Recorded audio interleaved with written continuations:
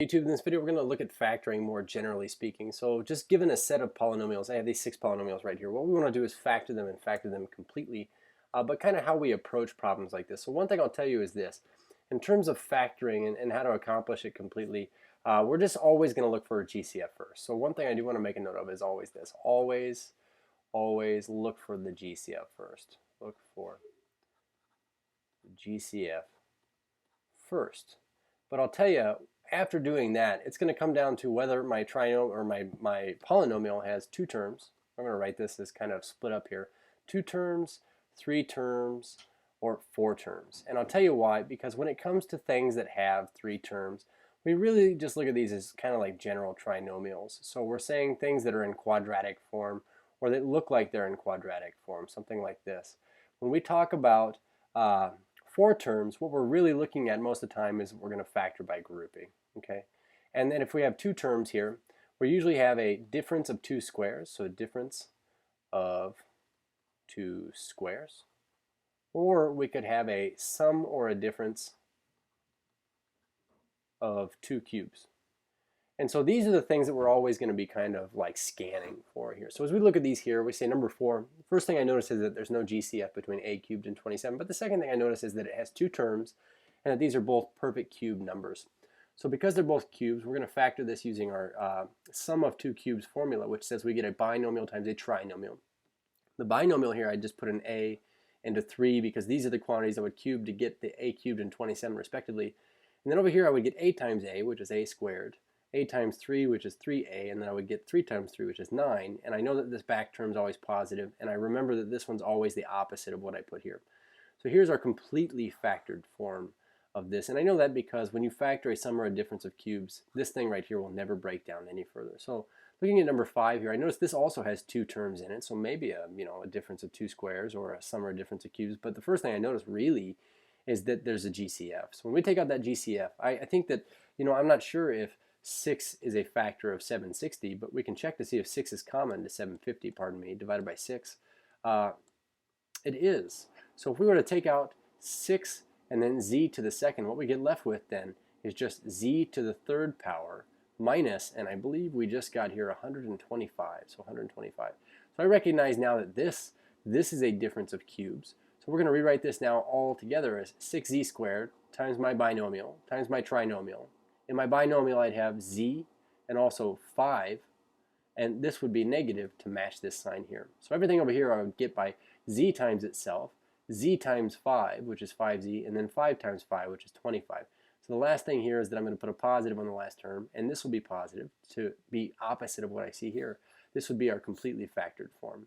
So now looking at number 6, I'm actually going to rewrite this down here. For number 6, we have 4 terms, and I notice that there's no GCF between them all, but there's 4 terms, so it's likely though that I may be able to group here. So when I group, remember we're grouping the first 2 terms together, so x cubed plus 4x squared grouped together, plus, and we're going to group the second 2 terms together. So looking for the GCF here, I notice that x squared is common to both of these initial terms, and I get left with x plus 4. And then over here, I notice that I could factor out actually a negative 1, and I get left with an x plus 4.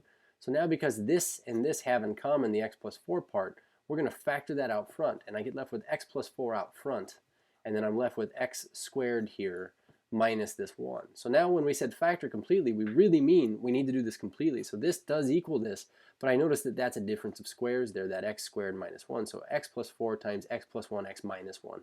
This would be the completely factored form. So now looking at number 7, another situation where I don't notice a GCF, but we have a grouping situation. So we're going to group the first 2 terms, 3y cubed plus y squared, plus now positive 9y plus 3. So I know that that addition sign here is a redundant thing. We don't need to write it again, but I wanted to show you that I keep this positive on the 9 here, and I always add an extra positive here. So it looks like y squared is our common factor here. We get left with 3y plus 1, and then over here when we factor out it looks like a 3, we get left with 3y plus 1 also. Because the 3y plus 1 is common to both of these, we'll factor it out front, 3y plus 1, and then we'll say what's left over is y squared plus 3. And I would say that this is completely factored, but only because I can't break down the y squared plus 3 any further. So now for number 8. Number 8, I'll write it over here. It says negative 16n to the 4th, and this is plus 625. So 625. So what's common to 16 and 625 here? Well, I'll tell you what, the first thing I want to do is check this out. I suppose on a calculator. Say 16, factors of 16 are itself, so we'd say 625 divided by 16.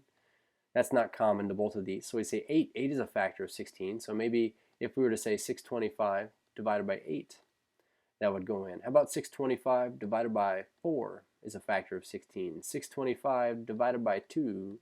So I would say that none of these have any common factors here. So what am I going to do? I mean, I have two terms, and there is really no GCF that I can see here. So one thing I want to point out is this. This is not currently a factoring pattern. We could rewrite it as 625 though minus 16n to the fourth, and all of a sudden we have a difference of squares. One thing that I would say that I would do is factor out a negative 1 though. We're going to write this as 16n to the fourth minus 625. Now this certainly doesn't matter that much, but what I know is because this is a difference of two squares, we can write it as conjugate pairs multiplied together. I recognize that 16 is a perfect square of 4. I recognize 625 is a perfect square of 25, and I also know that n to the fourth is a perfect square of n squared.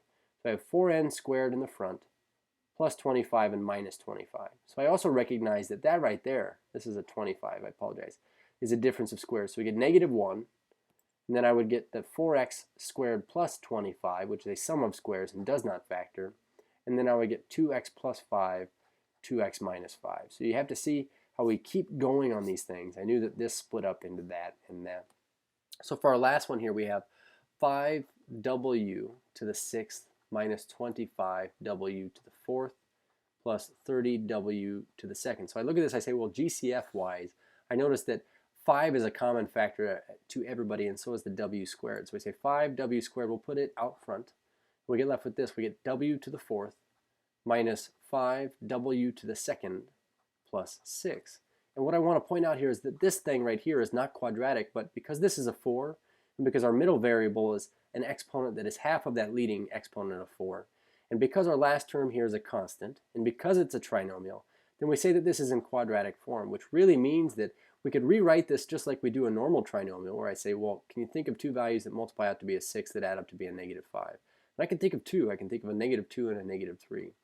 But what this means is, here we're going to have to put w squared instead of our initial w, which that w squared, we know it's got to be the same as that middle exponent, and it's also going to be half of what we started with here with this leading degree exponent. So we say here's our completely factored form. So going forward, when we talk about factoring, always the GCF first, and then assess the situation with 2 terms, 3 terms, 4 terms, look for special factoring patterns, and then just always make sure that you keep factoring if you can keep factoring. Cheers.